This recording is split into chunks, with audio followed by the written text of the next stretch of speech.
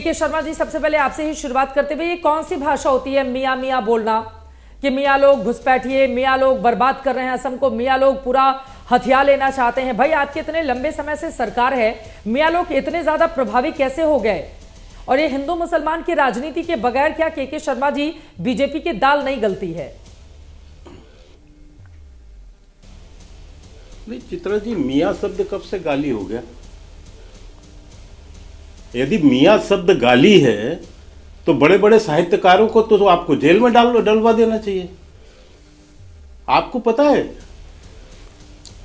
जो साहित्य में जुम्मन मियाँ आते हैं, जुम्मन मियाँ, ये हेमंत विश्वकर्मा ने बोला है, मियाँ की दौड़ मस्जिद तक, ये कहावत है, ये हेमंत विश्वकर्मा ने बनाया है।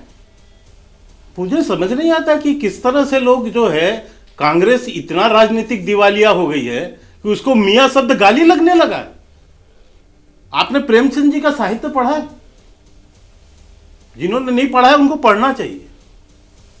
मुझे नहीं समझ आया कि मियाँ शब्द कब से गाली हो गई है।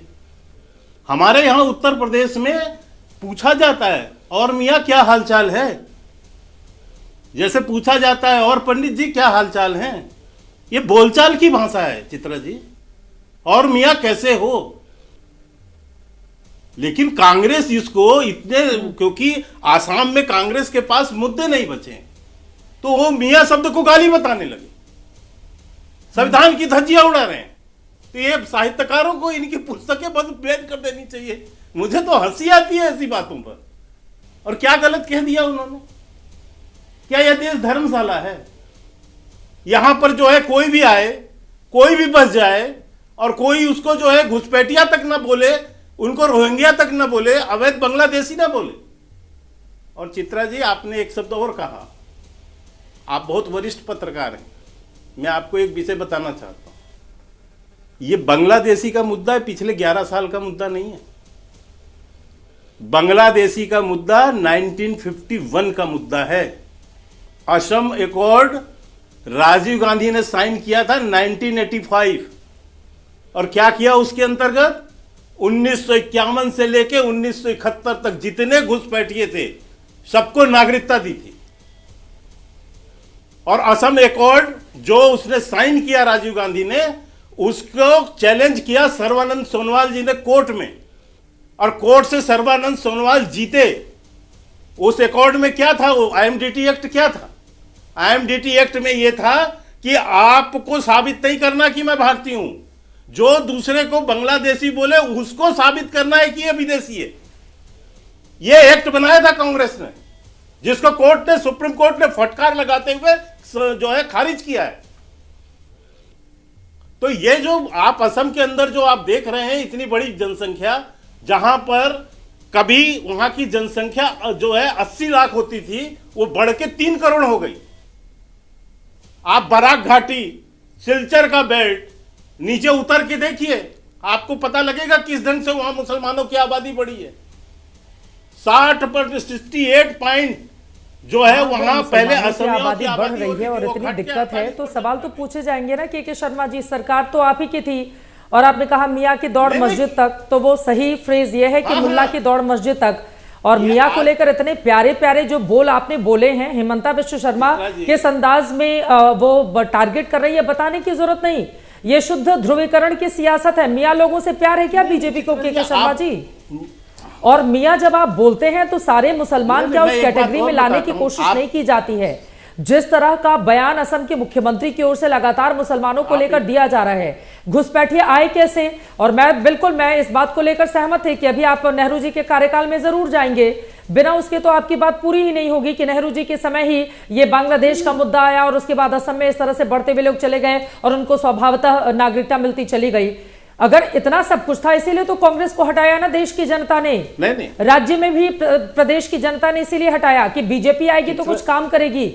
अब चुनाव आ गए हैं तो तीसरी बार हेमंता विश्व शर्मा, इसके पहले भी बीजेपी की सरकार थी, फिर हेमंता बने, अब तीसरी बार बीजेपी जब हैट्रिक लगाने की कोशिश में है, तो फिर आपको लग रहा है कि नहीं घुसपैठिए सारा खेल बिगाड़ न दें? एसआईआर के नाम पर अब अलग तरह की सियासत शुरू हो गई के शर्मा जी। चित्रा जी, मैं इतनी बोलूं? बड़ी तादाद में मुसलमान रहते हैं वहां पर। चित्रा जब जी, संविधान चित्रा की जी, शपथ कोई भी नहीं, मुख्यमंत्री चित्रा जी, लेते हैं मुझे तो उनको बोलने ध्यान भी रखना देंगे, चाहिए आप ही बोलेंगे। कि मैं ऐसी किसी भी भाषा का इस्तेमाल नहीं करूं जिससे एक वर्ग, मैं बोलने दूंगी के शर्मा जी, बोलने के लिए ही बुलाए हैं, लेकिन इस तरह की भाषा नहीं हो जिससे दूसरा आप वर्ग आहत हो। अपनी बातें खत्म करेंगे, इतने प्रश्न बोलिए, उठा रहे हैं तो जवाब मियां तो लोगों से लीजिए। प्यार है क्या भारतीय जनता पार्टी को? आप आहत हो, हाँ हाँ, बोलिए बोलिए बोलिए बोलिए साहब, आप बोलिए। आहत हो सकती हैं, मुझे कोई आपत्ति नहीं। मैं सिंपल सी बात बता रहा हूं। मैंने आपको कब का आंकड़ा सुनाया? जनसंख्या कब हुई थी, जनगणना कब हुई थी? 2011। मैंने आपको 2011 का 1931 जनगणना में सुनाया आखिरी बार, फिर जिसके 2011 में अंतर्गत- जनगणना हुई थी। जातिगत जनगणना तो 1931 में हुई थी। अरे चित्रा जी, बात तो पूरी करने दीजिए आप। अब मैं बात जो कह रहा हूं, मैंने आपको जो आंकड़ा सुनाया कि 1911 में जो जनगणना हुई उसके में 60%, लगभग 61% जो है असमिया भाषाई थी। मैंने जो आपको आंकड़े बताया कि 80 से 3 करोड़ हो गए 2011 तक। ये स्थिति है। अभी तो जनगणना हुई नहीं है, तो जनगणना का अभी तो आंकड़ा आएगा नहीं। मैंने उसके, और ये पीरियड किसका पीरियड है? ये पीरियड किसका पीरियड है चित्रा जी? मैं यही तो आपको कहना चाह रहा हूं। आप बिल्कुल नेहरू जी से इतिहास चालू होता है, क्योंकि भारत स्वतंत्र हुआ तब नेहरू प्रथम प्रधानमंत्री थे, और इसके बाद इंदिरा जी भी आई, और जब राजीव गांधी ने अकॉर्ड साइन किया तो वो भी राजीव गांधी कांग्रेस पार्टी ही थी। फिर 15-20 साल ये शासन में रहे हैं। तो ये सारी चीजें इनके समय की हुई है ना। और आप हमसे जो कह रही हैं, हमने क्या किया? हमने खाली कराया 1.29 लाख बीघा भूमि। एक कांचीरंगा उद्यान की भूमि है, इसमें अवैध कब्जा था, इसको हमने खाली कराया 1.29 बीघा। ठीक है, हमने 5 एकॉर्ड साइन किए वहां पर। हाँ, और मैं 5 एकॉर्ड है, अभी मैं बता देता हूं का भी जो आंकड़ा होगा कि कितने समझौता, घुसपैठियों कारगिल को समझौता, आपने बांग्लादेश वापस आदिवासी भेज दिया है, समझौता, उसका भी आंकड़ा रखेंगे। जल्दी जल्दी करके बाकी लोगों की भी मैं टिप्पणी ले लेती हूं, क्योंकि इस पर राजनीति बहुत अलग दिशा में इस समय आगे की ओर बढ़ रही है। मैं सीधे कांग्रेस पार्टी का महिमा सिंह जी, वो कह रहे हैं कि कांग्रेस पार्टी का दिया हुआ बोझ है ना, भारतीय जनता पार्टी काट ही रही है। और ये सही बात है कि असम में अगर जनसांख्यिकीय बदलाव इस तरह का हो रहा है तो वो खतरा क्यों नहीं है असम के लोगों के लिए? और मूलतः अगर असम के लोगों के मुद्दे को मुख्यमंत्री उठा रहे हैं तो उसको हिंदू मुसलमान का रंग क्यों दे रही है कांग्रेस पार्टी? महिमा सिंह जी, आपको तो बीजेपी का साथ देना चाहिए इस मुद्दे पर। जय हिंद चित्रा जी। सबसे पहले तो अकबर इलाहाबादी के शब्दों में ये कह दूं कि मजहबी बहस मैंने की ही नहीं, फालतू अक्ल मुझ में थी ही नहीं, थोड़ी सी सीमित सी अक्ल है, उसके साथ जो आंकड़े हैं और जो तथ्य हैं वो बता देती हूँ। आपने सवाल पूछा है कि भारतीय जनता पार्टी असम के मुसलमानों की बात उठा रही है तो हम उनका साथ क्यों नहीं दे रहे? भाई, असम के मुसलमानों की बात क्या ऐसे उठाई जाती है कि उन्हें वोट देना है तो बांग्लादेश जाकर के वोट दें? असम के मुसलमानों की बात क्या ऐसे उठाई जाती है कि अगर उन्हें 5 रुपया देना हो तो 5 की जगह 4 रुपया दें? ये पता नहीं भारतीय जनता पार्टी के जो प्रवक्ता हैं कहां से बयान सुन के आए हैं, क्योंकि हमारे जो सवाल है सीधे हैं। चाहे आज पवन खेड़ा जी का बयान हो जिसमें उन्होंने सीधे सीधे जो 1.5 लाख एकड़ भूमि है उसकी बात की हो, या वो चाहे हमारे तमाम नेताओं की बयान हो। गौरव गोगोई रोज वहां धरातल पर काम कर रहे हैं, लोगों के मुद्दों पर, चाय बागान के कर्मियों के मुद्दों पर।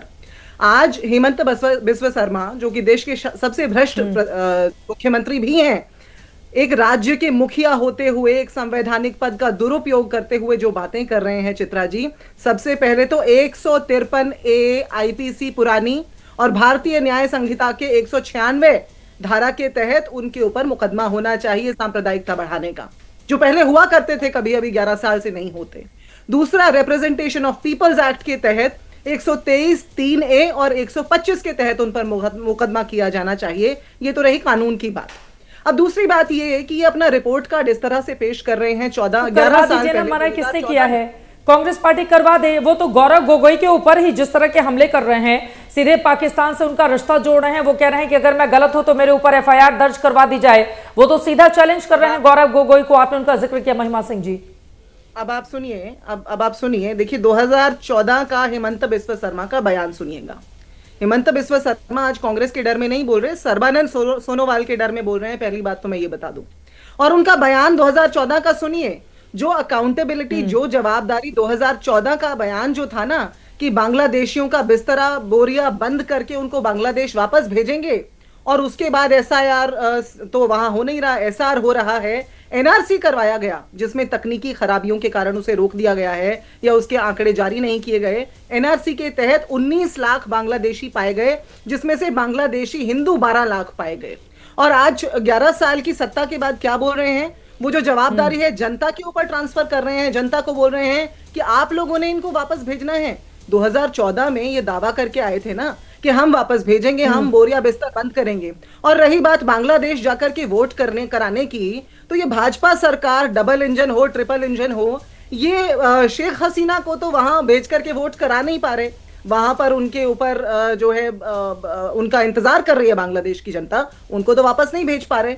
2014 के बयान के हिसाब से ये बांग्लादेशियों को नहीं भेज पाए, हमने भेजे। अब ये तो आप भी जानती है ना मैडम, किस तरह की बातें करती है। जब कोई राजनीतिक शरणार्थी होता है उसके लिए नियम अलग होते हैं, और वो पद पर रहते हुए राजनीतिक शरण उन्होंने मांगा था, और इस तरह के तमाम मामले में दोनों मामलों को आप एक साथ कैसे जोड़ सकती हैं कि क्यों नहीं इनको वहां पर भेज दिया जा रहा है। मुझे लगता है कि कम से कम इस बांग्लादेशी घुसपैठिया और राजनीतिक शरणार्थी दोनों का जो फर्क है वो आपको कम से कम बताना चाहिए देश की जनता को। के शर्मा जी, मैं आपके पास आ रही हूँ, एक एक टिप्पणी सबकी ले लेती हूँ। चित्रा जी मुझे 10 सेकंड और दीजिएगा। बिल्कुल जायज बात है, उनके लिए नियम अलग है, उसके लिए अंतर्राष्ट्रीय नियम अलग है, लेकिन घुसपैठियों के लिए नियम अलग होते हैं, और घुसपैठियों को क्यों नहीं पहुंचाना चाहिए। वारिस पठान जी, मियां अगर बांग्लादेश, आपको जरूर ले लेना चाहिए। आपने मैं छोटा सा एक रिबटल दे दूं, छोटा सा, मात्र कुछ सेकंड के लिए बोल देता हूं। हाँ बोलिए के शर्मा जी, छोटा सा जवाब दीजिए, फिर वारिस पठान जी के पास आऊंगी। चित्रा जी, बोलिए। इसका उत्तर तो आपको, आपने जो बात अभी उठाई है उसका उत्तर तो आपको मुझसे ले लेना चाहिए ना। मैं आप बोल रहे हैं राजनीतिक मेहमान है, चित्रा जी, मैं राजनीतिक संबंध है, ठीक है, नहीं एक मिनट, अवामी लीग के कार्यालय क्यों खुल रहे हैं दिल्ली और कलकत्ता में? राजनीतिक निर्माण नहीं मैडम, राजनीतिक शरणार्थी जो होता है उसके लिए नियम अलग होते हैं, और इस देश ने समय समय पर अलग अलग लोगों को, जिसमें बहुत बड़े ऐसे नाम हैं जिनसे हमारे बहुत अच्छे रिश्ते भी हैं, उनको हमने राजनीतिक शरण दे रखी है। ये गलत बात है। घुसपैठियों को एक देश के प्रधानमंत्री जिसने हिंदुस्तान में राजनीतिक शरण ली है, दोनों को राष्ट्रपति को नहीं जोड़ा जा सकता मैडम, दोनों अलग अलग विषय हैं। लेकिन जल्दी से उन्होंने जो सवाल उठाए हैं उस पर जल्दी से के शर्मा जी, फिर वारिस पठान जी के पास में जाऊंगी। बोले के शर्मा जी। दिल्ली और कलकत्ता में अवामी लीग देखिए, मैं चित्रा जी अब महिमा जी अब बंद कीजिए, कुछ नहीं होगा, आप गलत बोल चुकी हैं। अब प्लीज मैं इतना ही कहना चाहता हूं कि आप बहुत कानून जानती हैं ना, तो आप जाकर एक बार केस दायर कर दीजिए, आपको करना चाहिए। दूसरी बात, जहां तक रोहिंग्या और घुसपैठियों का प्रश्न है चित्रा जी, वो तो 4 रुपए कह रहे हैं, और यही कांग्रेस कहती है कि उनको रोजगार यहां दो, उनको खाना दो, उनको बसाओ। हम तो ये कहते हैं उसको कुछ नहीं मिलना चाहिए, उसको देश से बाहर ही निकालना चाहिए। वो क्यों यहाँ के लोग रोजगार करेंगे, यहाँ के लोग पैसा कमाएंगे कि वो जो बांग्लादेशी घुसपैठिया, अवैध घुसपैठिया कमाए, उनको रोहिंग्या को लिया है क्या भारत? और तीसरी बात मैं ये भी कहना चाहता हूं कि एनआरसी के लिए कौन लड़ रहा है? इन रोहिंग्या और घुसपैठियों के लिए सुप्रीम कोर्ट में मामला कौन लड़ रहा है? ये सब कांग्रेस के ही तो हैं। कांग्रेस ने ही तो केस फाइल किए, कांग्रेस के ही, सॉरी, ये कांग्रेस के लोगों की ही तो वकील जो है वहां खड़े होकर इनका समर्थन कर रहे हैं। तो ये तो कहेंगे ही, इनको तो चाहिए कि भारत में घुसपैठिए भर दिया जाए ताकि इनका मुस्लिम वोट बैंक बन जाए, यही इनका काम है। कहने दीजिए, लेकिन ये तो सरकार इसलिए कहना चाहता हूँ ना कि घुसपैठियों को बाहर कर दें।